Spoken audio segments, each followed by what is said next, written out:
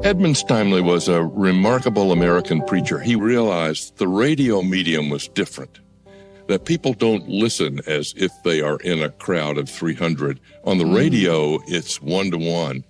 And Steimle recognized that, and so he lowered his voice and made it more conversational. He put into the sermon some rhetorical devices, like he would stop and say, "Isn't that so?" Or, "What can we say about that?" The impulse to set a fairy tale stage for Christmas is right on, so long as we know it's not a fairy tale. Or is it? The biblical narratives which tell of the first Christmas and what went before certainly sound like it. For Steimle, the first half of the sermon was the worldly wise voice of cynicism, I'm having a hard time believing this.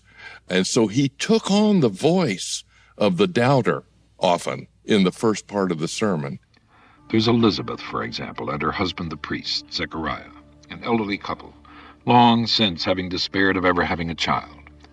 And an angel suddenly appearing to Zechariah, announcing that he will have a son whose name shall be John. And then there's Mary in the very next paragraph, a young girl engaged to Joseph, and the angel Gabriel, no less, appears to Mary to tell her not only she will have a son, but the child to be born will be called Holy, the Son of God. And then it would turn toward the faith, and by the end of the sermon, he was hanging on to the faith by his fingernails, but he had proclaimed it. After all, these fantastic images, attempting to communicate the presence of the beyond in the middle of life, are literally out of this world, because that's precisely what they believed was happening to them. Someone quite literally out of this world was discerned as present here, in this world. And how else could they communicate that?